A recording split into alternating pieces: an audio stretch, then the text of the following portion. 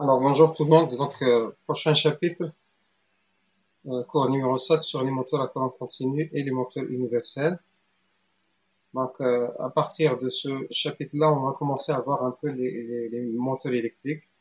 On commencera par un moteur à courant continu, moteur DC, et puis le moteur universel, qui est à la base, c'est un moteur DC aussi. Alors c'est un moteur euh, qui est très intéressant, il y en a plusieurs formes, plusieurs dimensions, plusieurs puissances. C'est un moteur qui possède des caractéristiques extrêmement intéressantes. On va les découvrir à travers ce cours-là. On va essayer de voir dans un premier lieu comment ce moteur-là fonctionne. Alors, si vous regardez ici ce schéma-là, alors ça vous montre un peu le principe de fonctionnement de ce moteur-là. Qu'est-ce que j'ai ici, on va le voir, ça c'est deux balais avec deux lames de collecteur, même s'il n'y a pas deux, il y en a plusieurs, mais ça c'est juste un schéma explicatif. Et vous avez ici un conducteur qui va être traversé par ce courant-là. Dans ce sens-là, c'est un courant continu qui va être acheminé de l'extérieur. Il y a ici un aimant permanent qui va créer un champ dans le sens nord vers le sud, le B. Et d'après la règle de la main droite, alors si le courant par exemple ici est dans ce sens-là et que le champ est dans ce sens-là, donc ça veut dire ce conducteur-là, il va subir une force qui va aller vers le haut. Pour ce conducteur-là, qui est traversé par un courant dans ce sens-là, vers le bas, et que le champ B il est vers le sud. Donc ce morceau de conducteur-là, il va subir une force qui va aller vers le bas. Et on voit très très bien que ces deux conducteurs-là, ils vont subir une force qui sont opposées. Donc il va subir un couple de force. Donc ce conducteur-là, avec un axe de rotation, il va pouvoir tourner. Donc ça c'est globalement donc, le principe de fonctionnement qui est basé essentiellement sur la force de la place, la force électromotrice, c'est-à-dire l'action d'un champ sur un courant. C'est-à-dire l'action de ce champ-là qui est créé par ces deux, c'est-à-dire ici on a pris l'exemple de deux aimants permanents, mais on va voir que on peut avoir soit un aimant permanent, soit deux bobines qui vont être traversées par un courant continu externe qui va créer justement ce champ-là. Mais ça, comme je vous ai dit, je vous ai expliqué, c'est un schéma qui est synoptique. Alors bien sûr, la force ici, exercée sur ce conducteur-là et sur ce morceau-là, en règle générale, elle est nulle parce que la force, c'est pas juste un produit, ça c'est l'intensité, mais en fait c'est un produit, c'est un produit vectoriel. Donc la force, c'est un produit vectoriel entre le courant, ou ce qu'on appelle le morceau de courant, et le champ. Alors bien sûr, si les deux champs, les deux vecteurs ils sont parallèles, ben, il est clair que la force ici va être nulle. Même chose ici. La force elle va être ici nulle. Donc la seule force dont on va tenir compte, c'est la force qui est exercée sur les deux conducteurs latéraux, donc celui-là et celui-là. Donc voilà pour ce qui est du principe de fonctionnement d'un moteur DC. Alors au niveau construction, on voit très très bien qu'un moteur DC est essentiellement constitué par un certain d'éléments clés. Alors vous avez d'abord ce qu'on appelle le stator. Bah, pour les moteurs DC, on parle beaucoup plus de ce qu'on appelle l'inducteur. Donc le stator, c'est l'inducteur. Le rotor, n'est-ce pas, qui contient un certain nombre de conducteurs qui sont reliés ici à un collecteur ici, et puis vous avez des lamelles qui constituent donc justement ce collecteur-là, sur lesquels ils vont flotter des balais, n'est-ce pas? Alors ça, c'est le rotor. En fait, le rotor, on parle beaucoup plus de l'induit. Donc vous avez l'inducteur, c'est le stator, et l'induit, c'est le rotor. Alors, vous voyez ici, induit, et ça, c'est l'inducteur. L'inducteur, c'est à la fois les pièces polaires plus les bobines. Tout ça, c'est l'inducteur ici et ici. Bien sûr, ça, c'est la carcasse, n'est-ce pas? Vous voyez ici l'espace qui existe entre la partie fixe qui sont le stator, c'est-à-dire ici l'inducteur et l'induit, c'est ce qu'on appelle l'entrefeu. L'entrefeu, bien sûr, il doit être toujours le plus faible possible. On a déjà démontré pourquoi dans le précédent cours. Sur le magnétisme et sur l'électromagnétisme. Donc ça, c'est essentiellement les éléments clés à partir desquels on fabrique donc si vous voulez, un moteur à courant continu. Et ça, c'est-à-dire c'est une image où on voit tous les éléments éclatés. Donc vous voyez, ça c'est l'inducteur, ça c'est l'induit, vous voyez ici le collecteur, les roulements à billes, vous avez ici les balais, et le reste, bon, c'est la carcasse, l'ensemble des éléments pour faire le montage de ce moteur-là. Et les deux éléments clés sont bien sûr les trois éléments, je dirais même. Vous avez l'inducteur et ici, vous voyez, vous avez un circuit magnétique ici, vous avez les bobines qui pour créer un champ magnétique. Donc, ces bobines-là, ils doivent être alimentées par ces deux petits fils-là avec du courant continu pour que le champ soit fixe. Vous avez l'inducteur qui tourne. Et pour acheminer le courant à cet inducteur-là, on utilise bien sûr le collecteur via les petites lames de balai, via les petites lames en laiton, pardon. Et vous voyez ici les petits balais, ces deux balais-là qui vont venir frotter ici. Donc voilà pour ce qui est au niveau fabrication de ce moteur d'essai. Ensuite, si on regarde, on jette un coup d'œil un peu sur l'inducteur. Le premier élément qui est très intéressant, qui est l'inducteur. Vous voyez ici, il y en a si vous voulez, deux bobines. Vous voyez l'inducteur, c'est toujours une bobine avec un circuit magnétique. Vous voyez le circuit magnétique, c'est pas massif, puisque ici, c'est des pôles d'acier qui sont isolés, compactés, bien sûr. Alors, vous voyez ici, ça c'est un exemple avec un moteur avec, si vous voulez, 6 pôles. On peut avoir 2 pôles, on peut avoir 2 pôles, mais en règle générale, la tendance est beaucoup plus vers 4 pôles, 6 pôles. On peut avoir bien sûr plus de pôles. Donc ça c'est au niveau du stator, ou ce qu'on appelle le circuit inducteur. Inducteur parce que c'est lui qui va créer le champ magnétique qui va être utilisé par le rotor. Alors, bien sûr, le circuit magnétique, c'est un circuit magnétique composé en partie par le circuit magnétique du rotor ici, qui est le circuit de l'induit, le circuit de l'inducteur ici, puis vous avez même la carcasse. Alors, bien sûr, le rôle de ce circuit magnétique, c'est pour acheminer, véhiculer le champ magnétique qui va être créé par le stator, ici par l'inducteur, si vous voulez. Et bien sûr, le rôle, comme j'ai dit, c'est favoriser la circulation de fluide de façon optimale pour que le rotor puisse y profiter. Vous voyez, le rotor, c'est un circuit magnétique. Vous voyez ici, ça, c'est des encoches dans lesquelles on met les différents conducteurs. Donc ça, c'est une sorte de coupe, si vous voulez, d'un moteur DC. Pour ce qui est de l'induit, vous voyez, l'induit, c'est quoi? C'est un circuit magnétique et vous avez des encoches dans lesquelles on met des bobines et on vient souder ici les bobines au collecteur via les lames.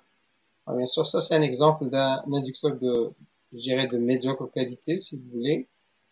Et ça, c'est un inducteur, le même inducteur, mais avec une très très bonne qualité, que ce soit au niveau de la soudure, au niveau de la qualité du collecteur, ou même la qualité du circuit magnétique et du bobinage aussi. Mais tous les deux, ça représente l'induit d'un moteur DC, si vous voulez.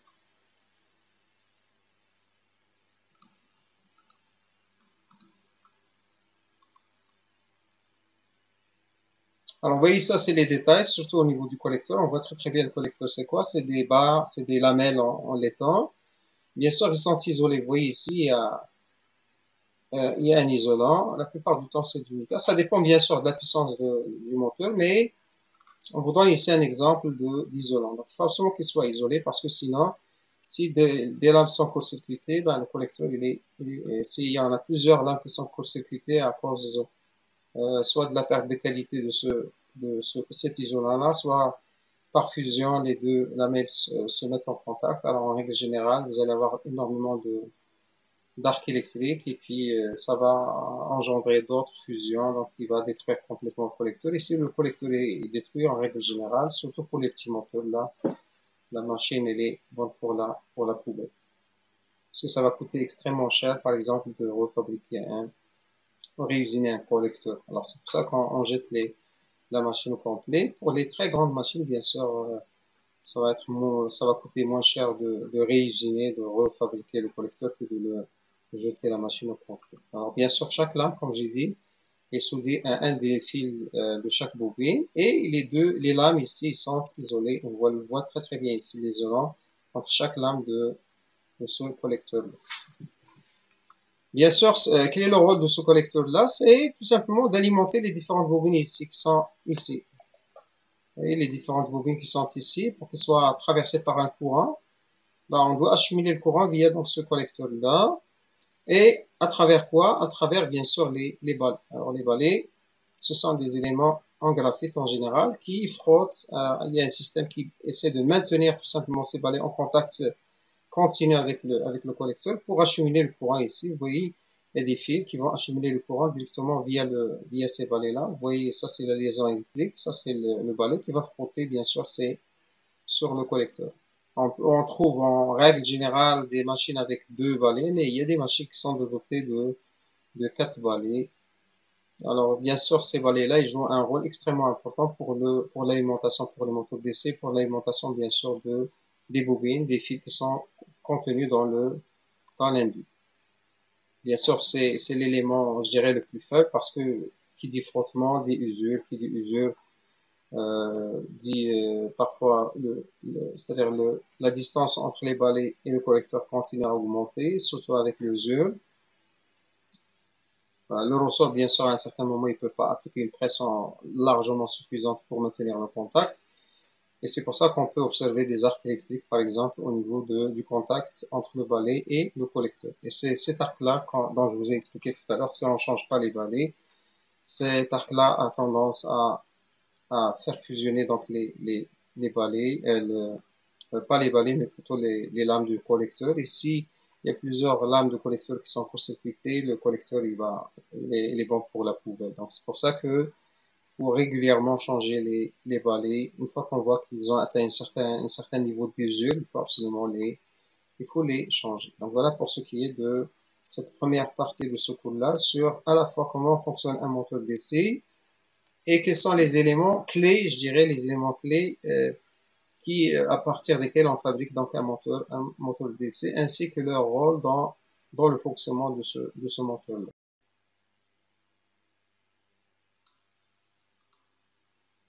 Alors, bien sûr, suite au déplacement des conducteurs sous l'effet de l'action du champ magnétique créé par l'inducteur sur les conducteurs de l'induit, alors bien sûr, ce conducteur-là, il va se déplacer. Mais on sait très bien que si j'ai un circuit de façon générale, qui se déplace dans un champ magnétique avec une certaine vitesse V, il est clair que ce conducteur-là, cette propriété de conducteur-là, il va être le siège de quoi? Ce circuit-là, il va être le siège d'une force électromotrice qui va être induite. Et cette force électromotrice, d'après la loi de Faraday, c'est la variation de flux par rapport au temps. Donc c'est B, puisque B il est constant, il est créé par soit un aimant permanent, soit par un circuit inducteur alimenté par du courant continu. Donc c'est une bobine qui est alimentée par du courant continu. Donc le champ B il est fixe et il ne dépend pas du temps. Donc il est constant. Donc tout ce qui va rester c'est la variation de la surface. La surface bien sûr de ce conducteur-là, enfin du cadre, ce qu'on appelle la surface du cadre par rapport au temps. Et ce qui va donner quelque chose qui ressemble à ça, c'est B fois L fois R fois oméga. Alors bien sûr, ce E-là, cette valeur-là, on l'appelle la tension induite, on l'appelle aussi la force contre-électromotrice aussi, E. C'est une tension qui est induite à l'intérieur de l'induit. Alors, on va voir, c'est quoi l'expression qui est régie, à part cette expression-là, en fonction de tous les éléments d'un moteur d'essai, on va voir l'équation qui régit, si vous voulez, la variation de E par rapport aux autres paramètres entre la vitesse de rotation, le nombre de conducteurs actifs ici parce qu'on a pris juste le cas de deux conducteurs, comme j'ai dit la vitesse de rotation, etc. Donc il y a un paquet de facteurs qui déterminent justement la valeur totale de cette force électromotrice qui est induite. Et c'est ce qu'on va essayer de voir tout à l'heure. Alors justement, voilà l'expression qui permet de calculer la tension induite, qui est égale à Z. Z c'est le nombre de conducteurs actifs en périphérie de l'induit. Le flux, ça c'est le flux, c'est le flux qui est créé par l'inducteur. N, c'est la vitesse de rotation du rotor, c'est-à-dire de l'induit, en RPM, sur 60. Sinon, on peut le calculer aussi avec Ka. Ka, c'est une constante. Ka est égal à Z sur 2pi, fois le flux créé par l'inducteur, fois la vitesse de rotation en radians par seconde. Alors, bien sûr, retenez ces deux équations-là parce que ce sont deux équations extrêmement importantes qui permet de donner la valeur de la force contre ce qu'on appelle la force contre-électromotrice. Donc voilà pour ce qui est de la première équation. Deuxième équation qui régit un moteur d'essai, c'est le couple, puisque lorsqu'on fait circuler un courant dans l'induit sous l'effet du champ créé par l'inducteur, le conducteur il va être soumis à un couple de force. Un couple de force, et ce couple-là, c'est ce qu'on appelle le couple électromécanique. Il est régi aussi par cette équation-là qui est Z, le nombre de conducteurs actifs en périphérie de l'induit, le flux, c'est le flux créé par l'inducteur, et A, ça c'est le courant On appelle le IA, c'est pour armature, c'est le courant dans l'induit, le courant qui traverse l'induit sur 2π. Sinon, ça va être aussi CKA qui est une constante, qui est Z sur 2π fois le flux fois le courant IA. Donc voilà les deux principales équations qui régissent à la fois la force contre électromotrice qui va être générée au niveau de l'induit et aussi le couple électromécanique qui est généré par l'induit. Donc, qui va causer bien sûr la rotation de cet induit-là. Donc, et en regardant un peu le principe de la conservation de la puissance, la force contre électromotrice induite égale à K1 fois le flux fois oméga, le couple électromécanique égale à K1 fois le flux fois le IA. Donc si tu fais E0 sur T, bah, ça te donne tout simplement E0 sur T, ça va donner à Ka, le flux, donc ça va être oméga sur IA. Autrement dit, si on fait E0 sur oméga aussi, qui est égal à K1 fois le flux, c'est aussi égal à T fois sur IA. Donc K1 fois le flux, donc on voit très très bien que ça est égal à quoi?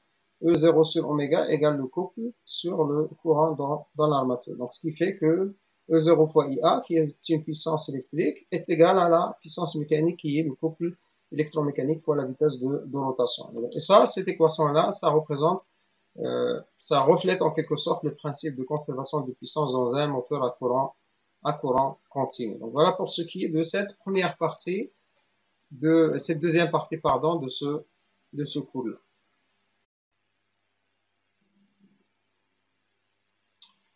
Alors, ce qu'on va essayer de voir maintenant, c'est quelques petits problèmes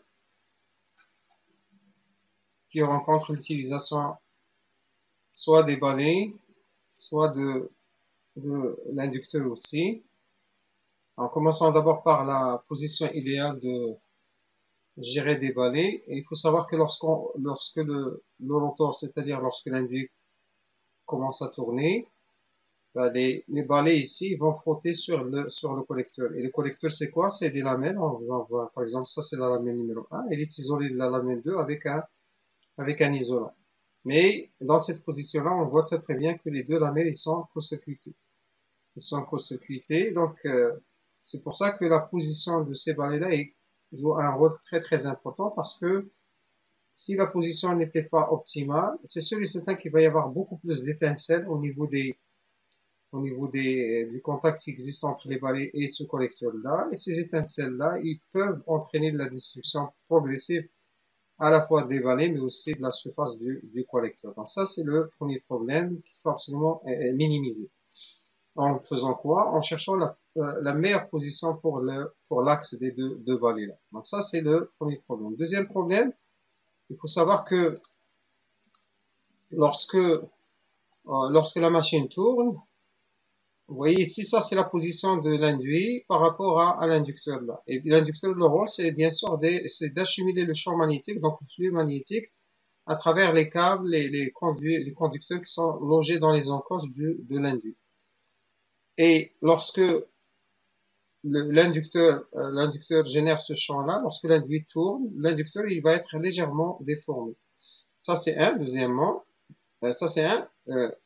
Deux, ce flux-là qui va être généré au niveau donc du contact à travers l'entrefer, bien sûr, entre l'inducteur et les conducteurs d'induit, il va générer un flux qui va provenir de quoi? Pas de l'inducteur, mais du courant qui circule dans l'induit. L'induit, lui aussi, il est traversé par un courant, donc n'oublie pas, l'induit, c'est des bobines aussi, c'est des enroulements qui sont traversés par du courant continu, donc lui aussi, il va générer un flux qui est Φ2. Donc Φ1, ça c'est le flux créé par l'inducteur.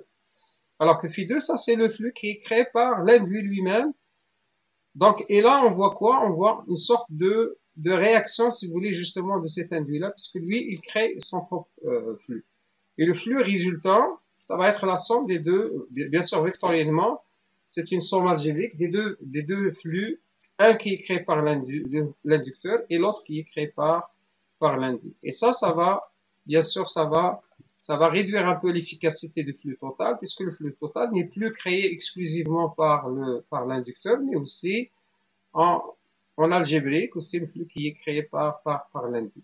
Alors, bien sûr, pour éviter ou pour compenser, si vous voulez, cette perte de flux, on ajoute la plupart du temps, on ajoute quoi? On ajoute ce qu'on appelle on ajoute des pôles, c'est ce qu'on appelle les pôles de commutation qui permettent justement de compenser cette perte de flux. Donc, ce sont des pôles auxiliaires qui sont conçus pour développer un flux additionnel qui va annuler ou du moins minimiser l'impact du flux de l'induit. Donc, rétablir la position de la zone Donc, il fait tout simplement une sorte de compensation pour annuler l'effet de l'induit. Ces bobines-là, on va tout simplement les ajouter dans le corps de la machine au niveau de l'inducteur. Donc voilà pour ce qui est de ce qu'on appelle la réaction d'induit et comment on peut le minimiser comme problème.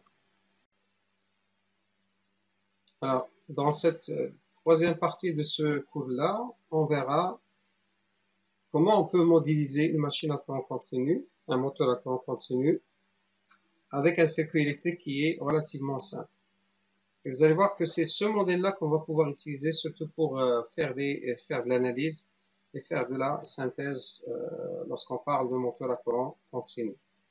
Alors le slide que vous voyez maintenant devant vous, ça représente quoi? Ça représente tout simplement l'inducteur et l'induit. Et l'induit, ben, c'est quoi? C'est des bobines. Donc qui dit bobine dit résistance. C'est pour ça qu'on l'appelle la résistance RA. C'est la résistance de l'armature. Et bien sûr, cet induit, il est alimenté par du courant continu qui provient d'une source externe, qui est ici la source ES. Et on a vu qu'à l'intérieur des conducteurs de l'induit, il va y avoir une force contre-électromotrice E0 qui va être induite. Donc le modèle pour l'induit, c'est un modèle qui est relativement simple, qui contient la résistance interne de l'induit, donc c'est ce qu'on appelle la résistance de l'induit ou la résistance de l'armature, la force contre-électromotrice E0 et la source. Donc ça c'est au niveau de l'induit. Et si on écrit la loi de Maille ici, si vous regardez, si vous écrivez la loi de Maille dans cette maille-là, vous allez voir que ES moins RA fois IA moins le E0 égale à 0. Je répète, ES moins RA fois IA moins E0 égale à 0. Donc à partir de ça, je peux déjà exprimer le courant IA comme étant ES moins E0 sur RA. Avec bien sûr E0, c'est la force contre-électromotrice et il vaut KA fois le flux fois oméga. KA, c'est une constante qui dépend bien sûr du moteur à courant continu, les caractéristiques physiques de ce moteur-là. Le flux, il est créé par l'inducteur ici. Vous voyez ici qu'on a schématisé avec un aimant permanent, mais de façon générale, ça peut être aussi des bobines qui sont alimentées par du courant continu. Donc voilà pour ce qui est du modèle. Bien sûr, la façon dont on va brancher l'induit avec l'inducteur, parce que n'oubliez pas que ce soit l'induit ou l'inducteur, ils vont être alimentés par du courant continu. Je parle de façon générale. Pour les petits moteurs, on peut toujours utiliser un aimant permanent comme ici, mais dans la plupart des cas, c'est un moteur qui contient un induit qui est une bobine, mais aussi l'inducteur, c'est une bobine. Et les deux, ils doivent être alimentés par du courant continu. Et la façon avec laquelle on va alimenter c'est-à-dire les deux éléments, l'induit et l'inducteur, les deux bobines, l'induit et l'inducteur, va définir la forme et la machine même à courant continu. C'est pour ça qu'on parle de plusieurs machines. Lorsque je dis machine, bien sûr, c'est le cas général, mais ici on parle beaucoup plus de moteur. Lorsqu'on parle de machine électrique, c'est une machine qui peut fonctionner aussi bien en moteur que en génératrice. Et la machine à courant continu, c'est une machine qui est parfaitement réversible, c'est-à-dire que on peut aussi bien l'utiliser comme moteur qu'on peut l'utiliser comme génératrice. Il n'y aura aucune modification au niveau construction, au niveau de fabrication. Mais dans le cadre de ce cours-là, on ne verra que le mode de fonctionnement qui est moteur. Donc c'est pour ça que parfois je dis machine, mais en réalité c'est ce qu'on va dire pour le moteur, on pourrait aussi le dire au niveau de la génératrice, mais ça c'est au niveau de comment les deux bobines, c'est-à-dire la bobine de l'induit et la bobine de l'inducteur, ils sont alimentés. Et ça c'est ce qui va définir le type de moteur à courant continu. C'est pour ça qu'on trouve plusieurs types. Et parmi ces types-là, il y a ce qu'on appelle le moteur à excitation séparée. Moteur à excitation séparée, vous voyez ici, ça c'est l'induit. Vous avez la tension de la source qui alimente l'induit, la résistance interne de l'armature de l'induit, la force contre-électromotrice, donc ça c'est l'induit, et ça c'est la rotation de cet induit, donc ça c'est l'induit. Et l'inducteur, c'est une bobine C'est une bobine qui a une résistance RF. La résistance pour F, c'est pour field, pour dire champ. Donc, c'est la résistance du champ. C'est pour ça qu'on appelle aussi la résistance du champ. Mais, de façon générale, on appelle la résistance de l'inducteur. Et elle est alimentée par une source à courant continu aussi, séparée. Donc, c'est pour ça qu'on parle d'une excitation qui est séparée. IA, c'est le courant dans l'armature, donc c'est le courant de l'induit. IF, c'est le courant du champ. F, comme j'ai expliqué tout à l'heure, c'est pour dire field. Donc ça, c'est le premier type. Le deuxième type, c'est le moteur parallèle. On l'appelle aussi le moteur shunt. Alors, à ce moment-là, l'induit ici et l'inducteur sont alimentés par la même source, IES.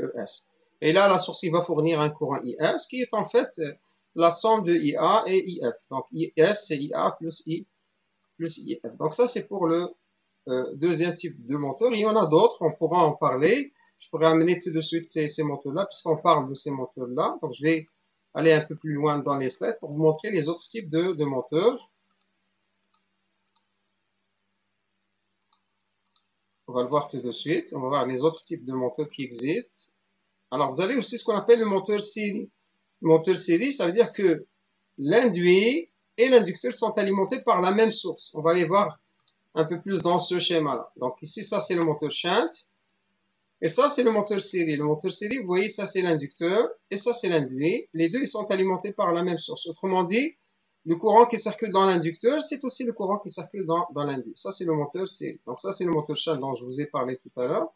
Et vous avez aussi ce qu'on appelle le moteur composé. Le moteur composé, en fait, il n'a pas un seul inducteur, n'est-ce pas, qui est l'inducteur shunt ou l'inducteur série, mais il en a les deux. C'est-à-dire, vous avez un inducteur shunt et vous avez un inducteur série. C'est pour ça qu'on parle d'un moteur qui est composé. Donc, c'est un moteur qui est très intéressant. Pourquoi? Parce qu'il va aller chercher en même temps les avantages du moteur shunt.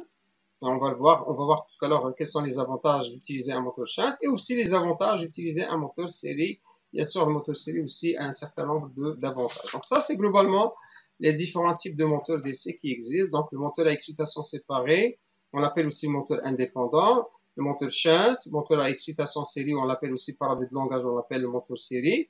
Et le moteur aussi composé, le moteur compound, qui est le moteur qui contient à la fois un inducteur shunt et un inducteur qui est série. Donc voilà pour ce qui est de cette partie-là concernant les différents types de moteurs qui existent. En fonction de quoi? En fonction d'abord de la forme de l'inducteur et la façon avec laquelle on alimente justement cet